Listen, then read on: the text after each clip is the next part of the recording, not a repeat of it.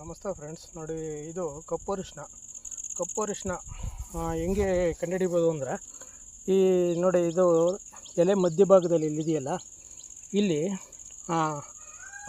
Dark purple colour ಈ ಥರ ಬಂದಿರುತ್ತೆ. ಇದು ಕಪ್ಪು ಅರಿಶಿನ. ಹಾಗಾಗಿ ಕಂಡುಹಿಡಿಬೋದು. ಈ ಥರ ಇದ್ದರೆ ಮಾತ್ರ ಇದು ಕಪ್ಪು ಅರಿಶಿನ ಆಗುತ್ತೆ. ಇದೆಲ್ಲ ಎಲೆ ಮಧ್ಯಭಾಗದಲ್ಲಿ ಮಾತ್ರ ಈ ಥರ ಬಂದಿರುತ್ತೆ. ಇನ್ನು ಇದು ಲೇಕ್ ಡ್ಯಾಂಗ್ ಟರ್ಮರಿಕ್ಕು, ಮಾಮೂಲಿ ಟರ್ಮರಿಕ್ ಆದರೆ ಎಲೆ ಮಧ್ಯಭಾಗದಲ್ಲಿ ಈ ಗ್ರೀನ್ ಕಲರೇ ಇರುತ್ತೆ. ಇದರಲ್ಲಿ ಮಾತ್ರ ಈ ಥರ ಡಾರ್ಕ್ ಪರ್ಪಲ್ ಕಲರು ಬಂದಿರುತ್ತೆ. ಇದು ಕಪ್ಪು ಅರಿಶಿನ. ಇದೆಲ್ಲ ಕಪ್ಪು ಅರಿಶಿನ ಆಗುತ್ತೆ. ಇನ್ನು ನೋಡಿ, ಇದು ಮಾಮೂಲಿ ಅರಿಶಿನ. ಇದರಲ್ಲಿ ನೀವು ಮಧ್ಯೆ ನೋಡ್ಬೋದು, ಯಾವುದೇ ಕಲರ್ ಇರೋಲ್ಲ, ಗ್ರೀನ್ ಕಲರೇ ಇರುತ್ತೆ.